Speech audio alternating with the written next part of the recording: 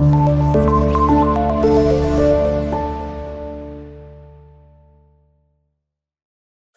वालेकुम dear student, this is Kashim Majeed, your physics teacher. उम्मीद है कि आप सब खैरियत से होंगे। स्टूडेंट, हमने चैप्टर 3 को कंप्लीट किया था लास्ट टाइम, और आज हमने इसके न्यूमेरिकल प्रॉब्लम डील करने हैं, एक्सरसाइज प्रॉब्लम को, और जो कि आपके पास तकरीबन 10 आपके न्यूमेरिकल हैं। तो आज के इस लेक्चर में इंशाल्लाह हम उनको कंप्लीट करेंगे। तो चलते हैं, मूव करते हैं आप फर्स्ट स्टेटमेंट की तरफ, जो कि आपके पास है laser beam is directed from earth to moon.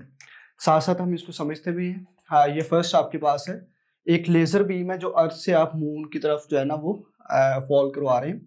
अब स्टूडेंट, आपको पता है कि जैसे ही कोई लाइट है या लेजर बीम है तो क्या होगी, आहिस्ता आहिस्ता वो डाइवर्ज होगी। ठीक है, जैसे जैसे वो अर्थ से मून की तरफ मूव करिए तो उसकी डाइवर्जेंस इंक्रीज होती जाएगी। ओके, पहला पॉइंट ये देखना आपने। उसके बाद देखिए, the beam spreads over a diameter of 2.5 metre. तो यहाँ पे आपके पास जो डायमीटर दिया गया है बीम का, अब ये जो बीम का डायमीटर होगा ये आर्क लेंथ के इक्वल नहीं होगा।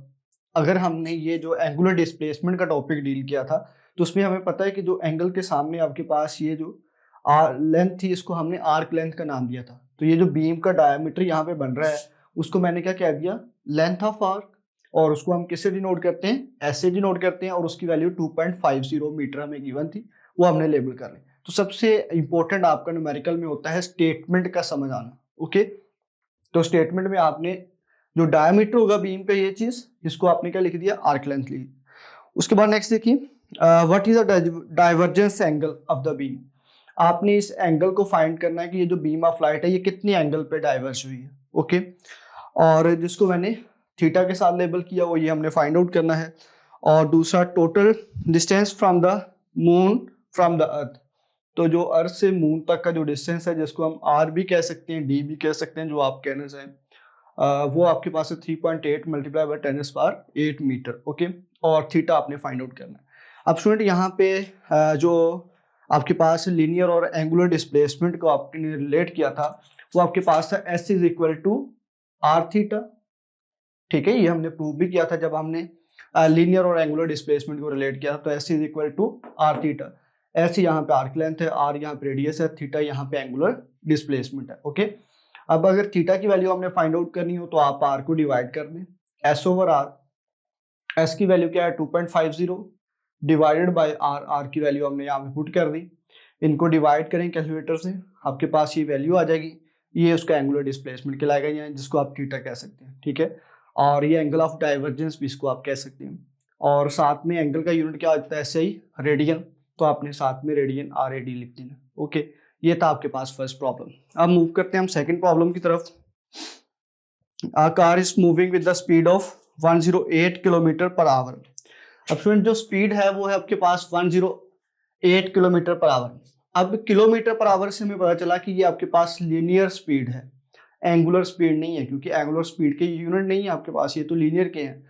तो आप क्या कहेंगे, ये किलोमीटर पर आवर किसके हैं, लीनियर के। तो इसलिए मैंने इसको वी से डिनोट किया, स्पीड ऑफ कार को। अब आपको पता है स्पीड के तो ऐसे यूनिट मीटर पर सेकंड नहीं है, तो हम क्या करेंगे, इस किलोमीटर पर आवर को मीटर पर सेकंड में कन्वर्ट करेंगे।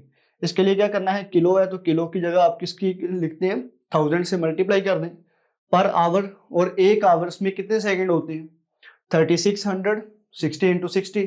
तो आप क्या कहेंगे, 3600 से डिवाइड कर देना और 1000 से मल्टीप्लाई कर देना।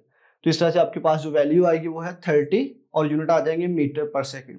तो ये एसआई में आप कन्वर्ट हो गया। ओके, अब नेक्स्ट आपके पास स्टेटमेंट है, if it's wheel has a diameter of 60 centimetre. अगर उस गाड़ी के व्हील का जो डायमीटर है वो आपके पास है 60 सेंटीमीटर। तो अब आपको पता है लेंथ का ऐसा यूनिट भी क्या होता है, मीटर। और आपको दूसरी बात ये भी पता है कि एक जो है वो मीटर कितने सेंटीमीटर के इक्वल होता है, 100 सेंटीमीटर के इक्वल होता है। तो आप क्या करेंगे, इस वैल्यू को जो 60 है इसको 100 से डिवाइड कर देंगे। जैसे आप इसको डिवाइड बाय 100 करेंगे तो आपके पास ये वैल्यू किस में कन्वर्ट हो जाएगी, मीटर में कन्वर्ट हो जाएगी, और ये 0.6 मीटर आ जाएगा। ओके, अब स्टूडेंट, आपने यहाँ से डायमीटर से रेडियस ऑफ व्हील भी फाइंड आउट कर लेना है। ये क्यों फाइंड कर रहे हैं, क्योंकि जो लीनियर और जो एंगुलर वेलोसिटी है आपके पास, उसका जो रिलेशन है v is equal to r omega, वहां पे हमें रेडियस रिक्वायर्ड होता है। तो इसलिए डायमीटर से मैंने क्या किया, रेडियस फाइंड आउट कर लिया। तो आपको पता है डायमीटर का हाफ क्या होता है, रेडियस होता है। तो डायमीटर डिवाइड बाय 2 किया तो ये 0.6 डिवाइड बाय 2 क्या आ गया, 0.3 मीटर। ओके, तो ये आपके पास क्या आ गया, रेडियस ऑफ व्हील। ओके, अब हमने एंगुलर स्पीड फाइंड आउट करनी है, लेकिन 2 यूनिट में फाइंड आउट करनी है। एक आपके पास है रेडियन पर सेकंड, दूसरा है रेवोल्यूशन पर सेकंड। 2 यूनिट में हमने फाइंड आउट करनी है। तो जो आपके पास ऐसे यूनिट है वो क्या है, रेडियन पर सेकंड। इसका मतलब अगर ये वैल्यू हम ऐसे यूनिट में फाइंड यूज कर रहे हैं तो जो आपका आंसर आएगा वो भी पहले किस में आएगा, रेडियन पर सेकंड में। उसके बाद हम उसको रेवोल्यूशन पर सेकंड में कन्वर्ट कर लेंगे। ओके, तो सबसे पहले आपने ये जो रिलेशन है इसको याद रखना है। ये क्या है आपके पास, v is equal to r omega. Student ये भी लीनियर और एंगुलर वेलोसिटी का रिलेशन था। v यहाँ पे लीनियर वेलोसिटी है, ओमेगा यहाँ पे एंगुलर वेलोसिटी है आपके पास, और r यहाँ पे रेडियस है। तो इसलिए अगर आपने ओमेगा की वैल्यू फाइंड करनी है तो r को आप क्या कर देंगे, डिवाइड। तो v over r is equal to क्या आ गया, ओमेगा।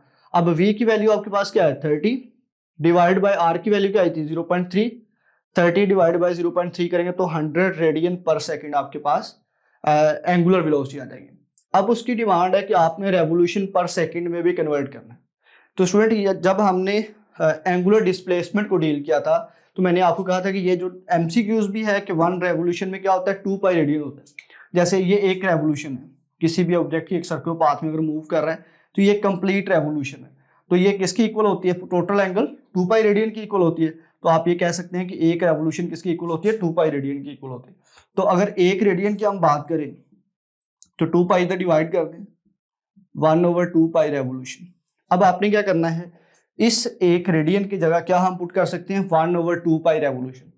ओके, तो इस रेडियन को मैंने रिप्लेस कर दिया है 1/2 पाई रेवोल्यूशन, और पर सेकंड आपके पास एज इट आ गया। या आप कह सकते हैं कि हमने डिवाइड बाय 2 पाई किया है, सिंपल वर्डों में आप ये कह सकते हैं। और यहाँ पे देखिए 100 डिवाइड बाय 2 पाई, पाई की वैल्यू क्या होती है, 3.14। ठीक है, ये आप डिवाइड करते हैं इसको तो ये 15.92 रेवोल्यूशन पर सेकंड आपके पास आ जाएगा। ओके, तो सिंपली जो रेडियन पर सेकंड में वैल्यू आई है उसको 2 पाई से हम डिवाइड कर दें तो आपके पास क्या आ जाएगा, ये रेवोल्यूशन पर सेकंड में आंसर आ जाएगा। ओके, तो इस तरह से हमने इसको इसमें भी कन्वर्ट कर लिया।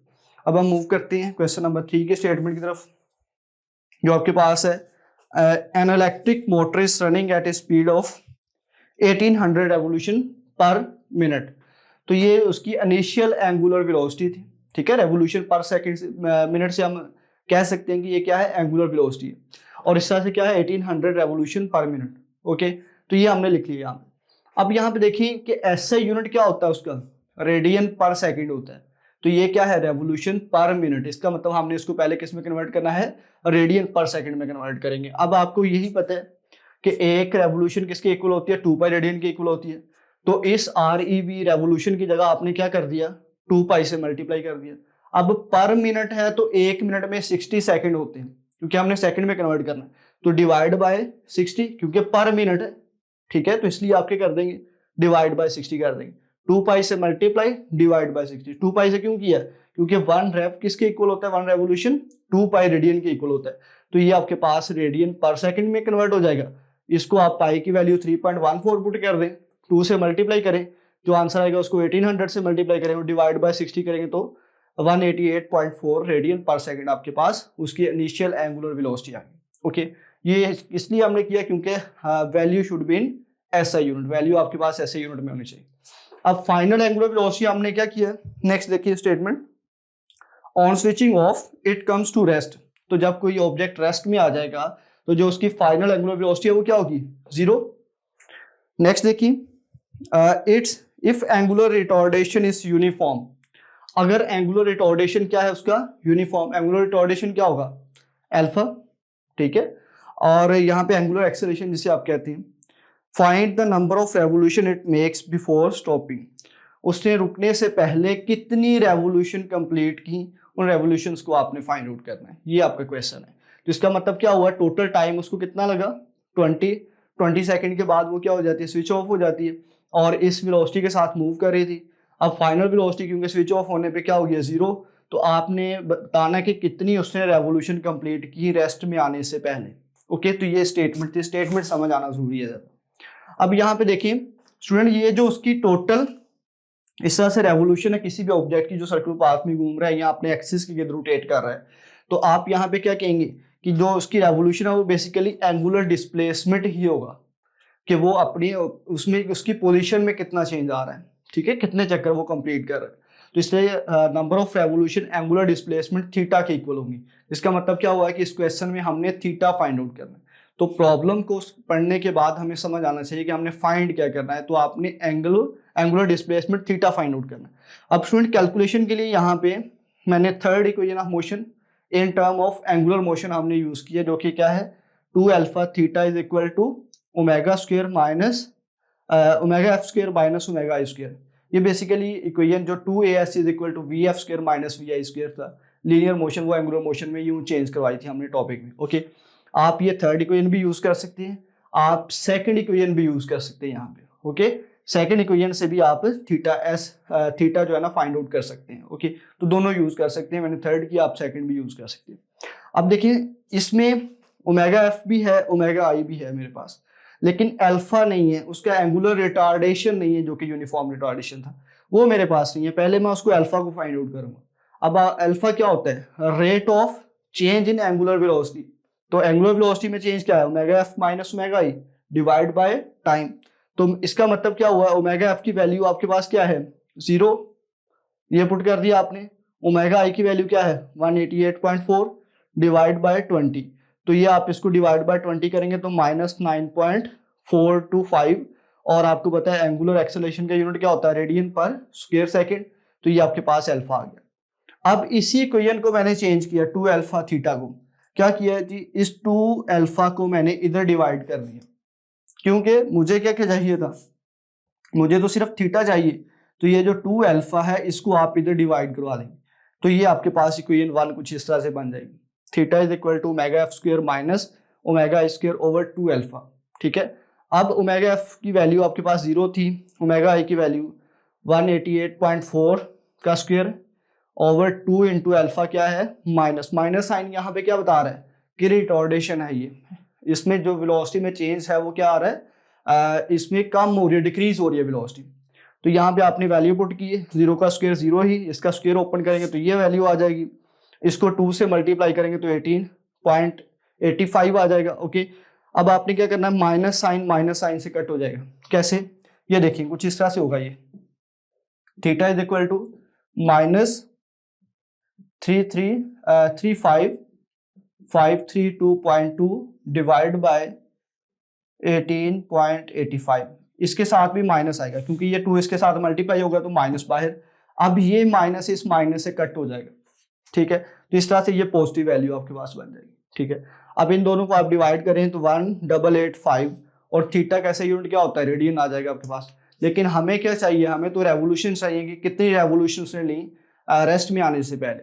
तो इसलिए आप क्या करेंगे, आपको पता है कि एक रेवोल्यूशन में 2 पाई रेडियन होता है, तो एक रेडियन में क्या होगा 1/2 पाई रेवोल्यूशन। जैसे हमने ये लिखा है 1 रेडियन किसके इक्वल होता है 2 पाई, 1/2 पाई रेवोल्यूशन, मतलब 1/2 पाई से आपने मल्टीप्लाई करना है या 2 पाई से डिवाइड करना है, दोनों टर्म्स आप यूज कर सकते हैं।